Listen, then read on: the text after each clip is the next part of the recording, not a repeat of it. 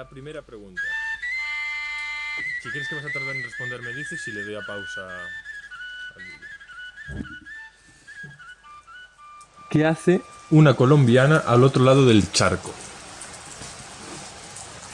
Creo que esa pregunta me la han hecho muchísimas veces y en las conversaciones que siempre tengo ha cambiado muchísimo la perspectiva y la respuesta. De inicio pensaba que solamente se trataba de sobrevivir en otro lado, enfrentarme a una versión diferente de mí misma, saber que presionarme a mí para no poder regresar, porque bien había podido ir a otro país, pero no al otro lado del charco. Y quería ponerme presión a mí, a ver qué era capaz de hacer con el lenguaje, si podía moverme, si podía socializar, no sé, simplemente presionar a sacar una versión diferente de mí misma, moverme un poco del sitio. Inicialmente eran solo 3 meses, pero pues ya llevo 9, casi 10 meses lejos. Y bueno, esa fue la primera respuesta que di. La segunda era porque de las mujeres de mi familia, de las mujeres por parte materna, que son las más cercanas, ninguna no se atrevió a salir ni siquiera del país, sí a intentar algo nuevo. Siempre fue lo mismo, que es totalmente respetable, pero en mi caso yo no quería como repetir la misma historia y quería ampliar un poquito el horizonte para las nuevas generaciones que vienen. Así que dije, vamos a ser la primera que intente hablar otro idioma por poquitos e intente sobrevivir en otros escenarios diferentes. A ver qué pasa. Bien. De momento sobreviviendo, ¿no? Sí. ¿Crees que el mero hecho de viajar da la felicidad? El mero hecho de viajar, no, porque es muy similar, creería yo, a la respuesta de el tiempo cura todo, el viaje nuevo lo cura todo. Definitivamente se trata también de la perspectiva, porque en los primeros meses que estuve viajando, sí tenía muchos momentos felices, pero traía muchos, no sé si conocimientos o pensamientos de pronto de baja frecuencia arraigados de muchos años, y al principio no podía disfrutarlo, aunque me estuviera moviendo, aunque viajara a un lado o al otro. Apenas hasta ahora es que empiezo a ver, hasta hace un par de meses, diría que no sé, en los últimos 4 meses, es que ya vengo sintiendo que el viaje sí que ayuda muchísimo, pero de inicio no, así que no es solamente el viajar, es también las cosas que compartes y las cosas que compartes, los escenarios a los que visitas y los ojos con los que empiezas a ver las cosas, ¿no? Pero en conclusión, lo que quería decir es que el solo hecho de viajar no da la felicidad, pero sí que amplía la perspectiva. Entonces, ayuda muchísimo a tener diferentes puntos de vista. O sea, dirías que puede ser una herramienta, pero no una consecuencia directa. Claro, porque si bien también lo decía, siempre desde que tengo uso de razón, he tenido como, no sé, muchísima depresión en toda mi vida desde niña, y pensaba que era como una forma de sanar el alma. Sí, tal vez viajar. Claro, viajar, pero lo había hecho por momentos. En este caso, como yo había dicho, me crucé de charco para presionarme todavía más a mí misma y saber qué era capaz de hacer, ¿sabes? Moverme para no morir por el sedentarismo, que creo que mata todavía más. Entonces,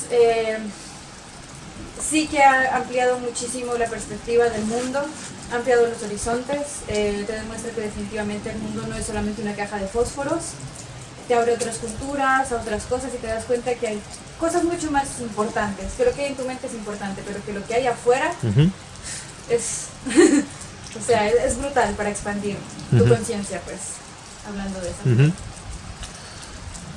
¿Son Azul y Ángela María el mismo ser? Definitivamente no. No.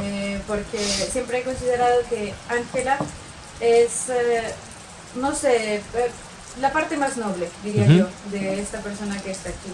Porque fue el nombre que me dio mi madre, que me dio como consecuencia de una religión, y además de eso, que ha sido como la persona que estuvo allá, ¿sabes? Esa versión anterior, la que vivía en Colombia. Ajá. Y la que intenta hacer las cosas bien, entre comillas, ¿no? Es como mi versión niña, siento yo, que es Ángela.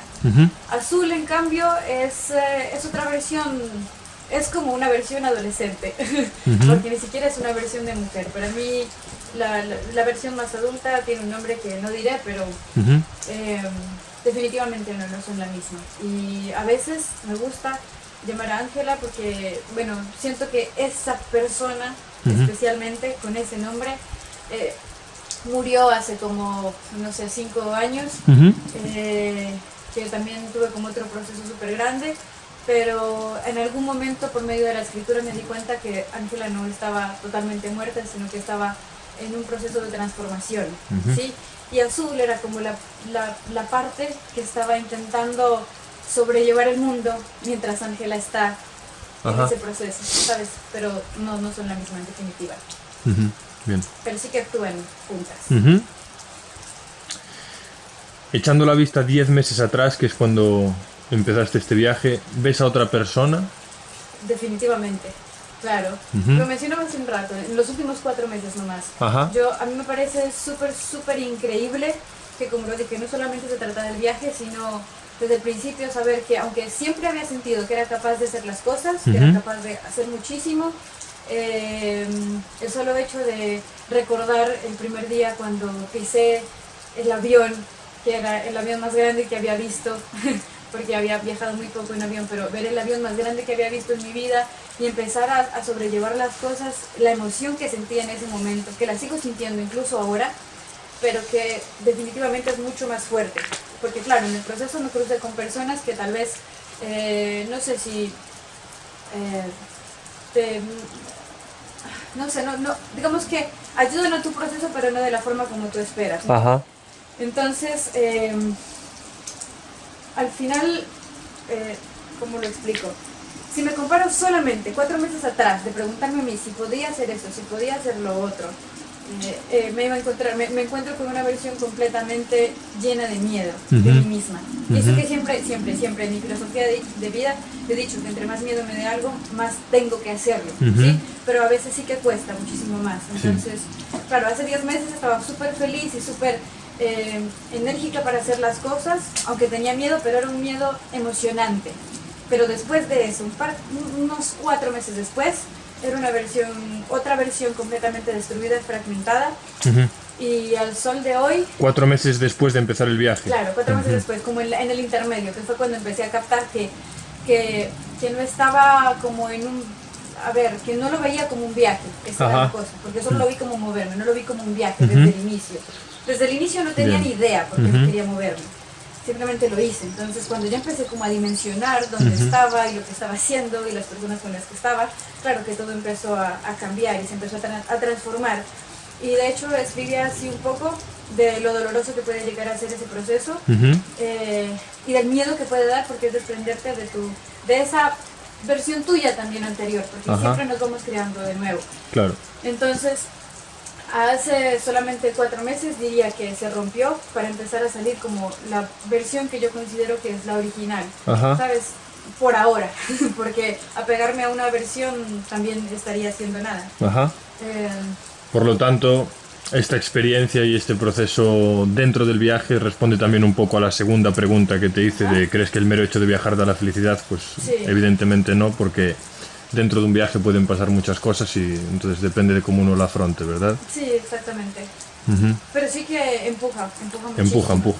Claro, y cuando no eres capaz de pronto de tomar decisiones y eres una persona indecisa como yo, Ajá. Te fuerza. que al final, claro, que al final dejas que le dices a la vida, oye, empújame hacia lo que crees que necesito, Ajá. y la vida te empuja, pero tú tienes que ser muy consciente que la vida no es como, oye, mira, toma este pasito, la vida te pega tu patadón y entonces Ajá. tienes que obligarte, Ajá. y ahí es donde te das cuenta realmente que, sabes, no era tan como pensabas, y empiezan a derrumbarse esos muros que yo decía que son como ladrillos, y claro, empiezas a destruirte, todo tu ser se empieza a transfigurar, que es el proceso doloroso por el que pasas, pero que después, en definitiva, vienen otras cosas.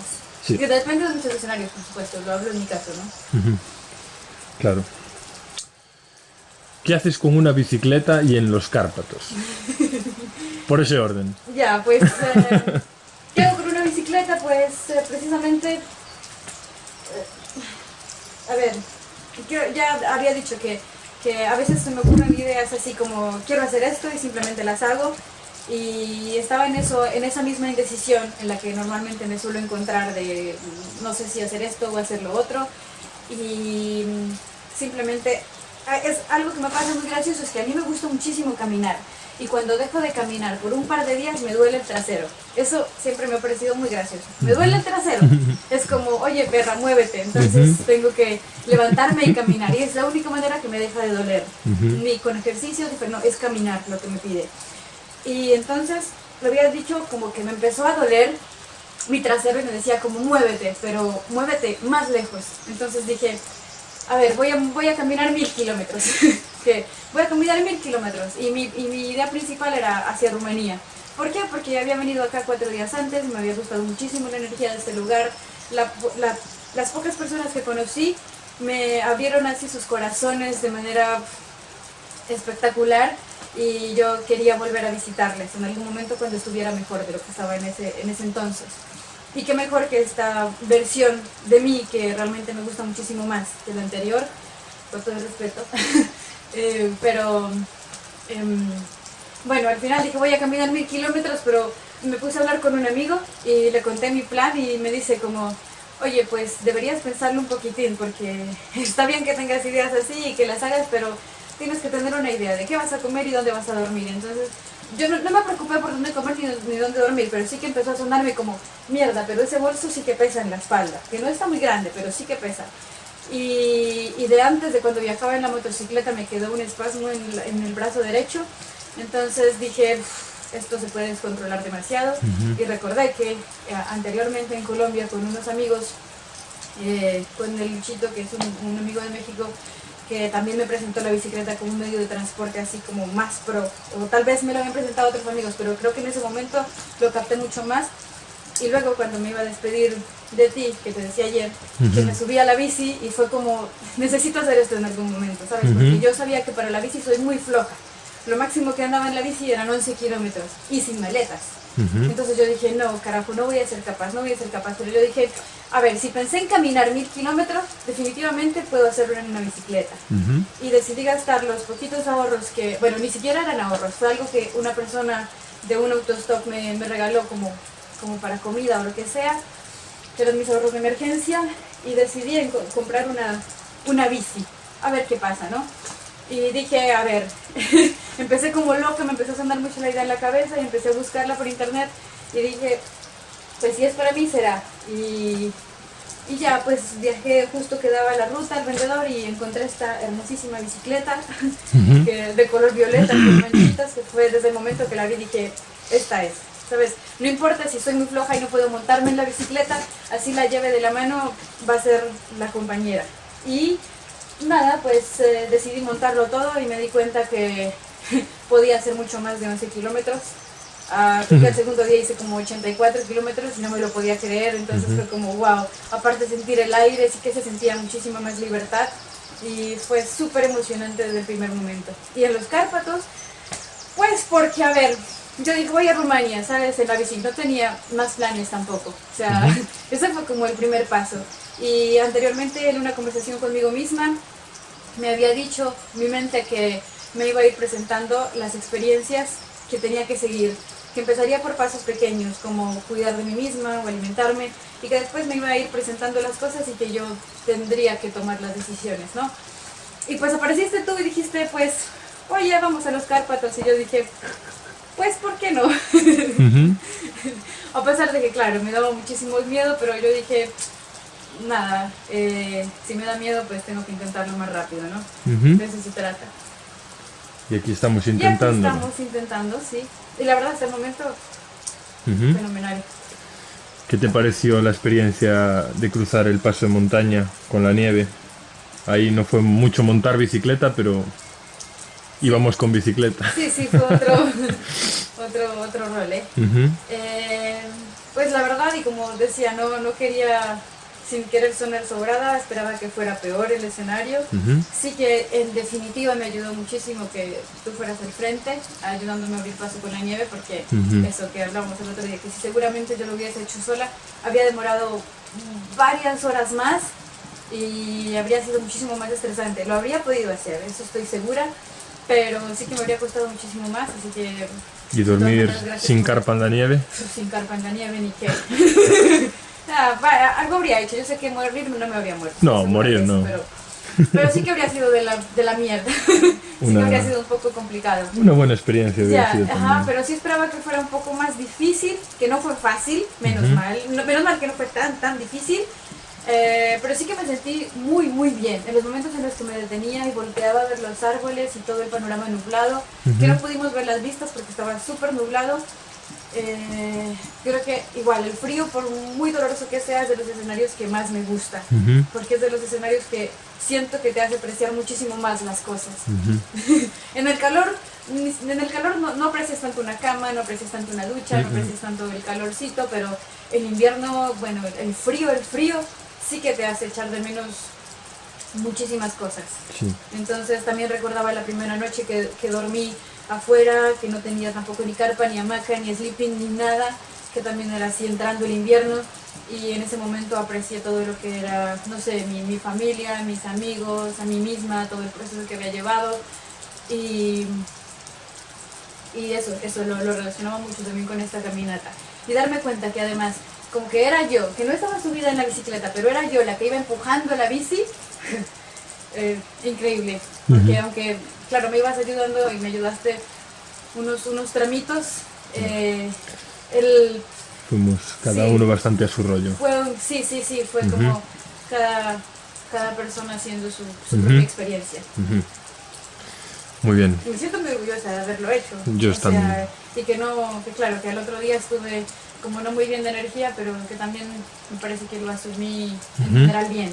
Porque yo sé que si antes hubiera hecho, si hubiese hecho este paso de montaña hace 5 meses, seguro que habría estado quejándome un poco en el camino, como, ay, esto, ay, lo otro, pero en ese momento solo pensaba como, jueputa, estoy cansada en este momento y me quisiera quedar aquí durmiendo, pero no, yo sé que puedo hacer más.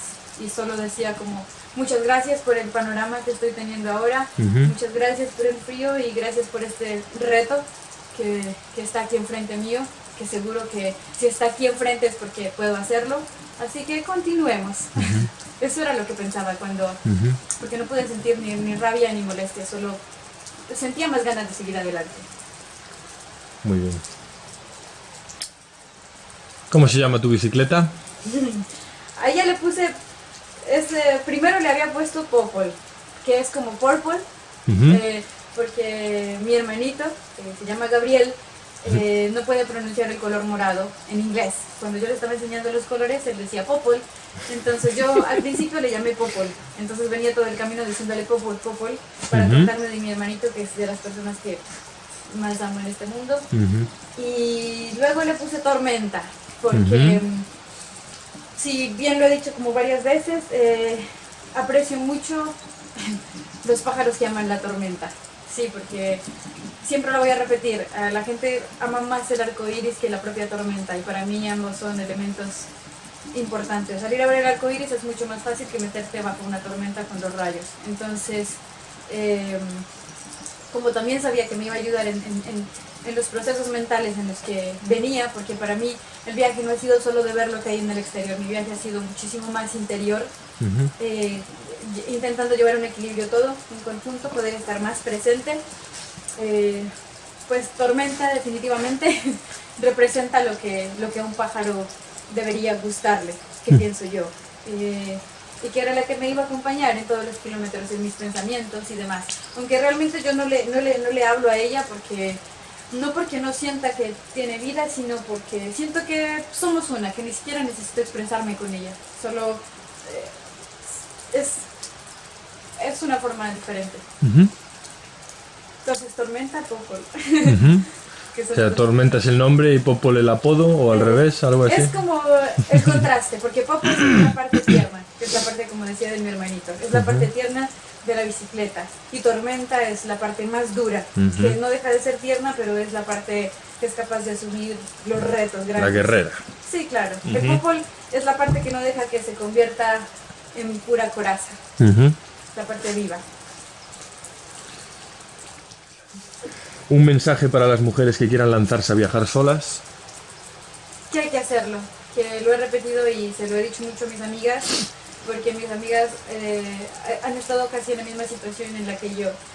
Compartimos esta cuestión de ser depresivas todas y por eso somos tan amigas, pero sí que siempre les he dicho que tienen que salir de la zona de confort, que ni siquiera es confort, pero sí romper esa burbuja, y que viajar solas en definitiva es una de las mayores herramientas, que es una de las cosas que te puede dar más herramientas para afrontar la vida de otra manera y abrir la perspectiva. Y que, bueno, que al final, como lo hablábamos, no viajas sola, porque siempre te vas encontrando con gente en el camino, mujeres, hombres, sabes, de todo tipo vas a encontrarte. Pero que sé cómo se siente el miedo de ser mujer y viajar, porque también, claro, tuve mis malas experiencias, que yo las tengo contadas como en porcentaje del 30%, del 100% fueron malas experiencias, pero que es un 30, hay 70% de buenas experiencias, y que además de eso ayuda muchísimo a sortear más tu fuerza, porque sí te tienes que convertir en una persona diferente. O sea, el mero hecho de querer sobrevivir te hace convertir más, te hace sacar esa versión tuya que necesitas. Entonces, que nada, que sé cómo se siente el miedo, pero que si solamente nos quedáramos en sentir el miedo, pues no haríamos nada. Y que para que te pasen cosas malas o estés en peligro, solamente basta con existir. Entonces... Muy bien. Y la última pregunta, si solo pudieras ver una cosa el resto de tu vida, ¿qué cosa sería? Si solo pudiera ver una cosa por el resto de mi vida. Ponte en la situación de que el resto de tu vida vas a estar en una habitación oscura, sin absolutamente nada, en la que solo se te va a presentar una cosa que tú puedes ver. ¿Qué cosa sería?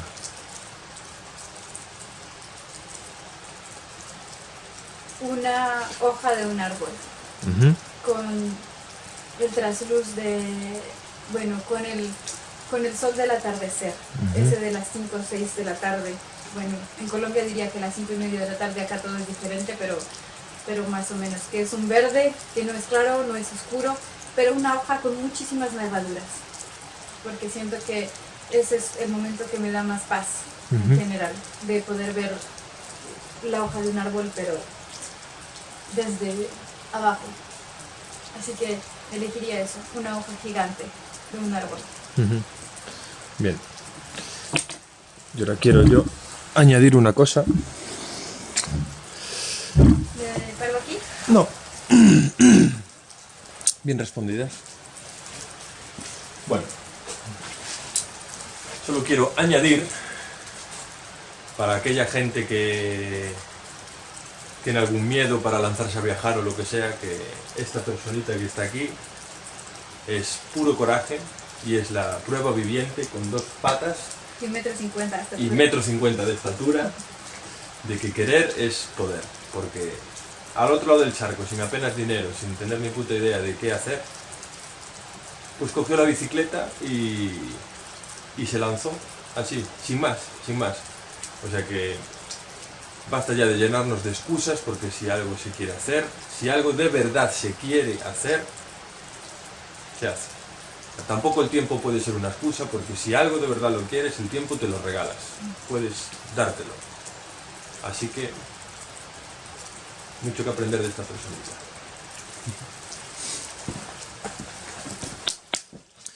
Eso que yo hubiera dicho, que ni siquiera el hecho de que quieras hacerlo, sino de que sientas que lo necesitas. Ajá. También.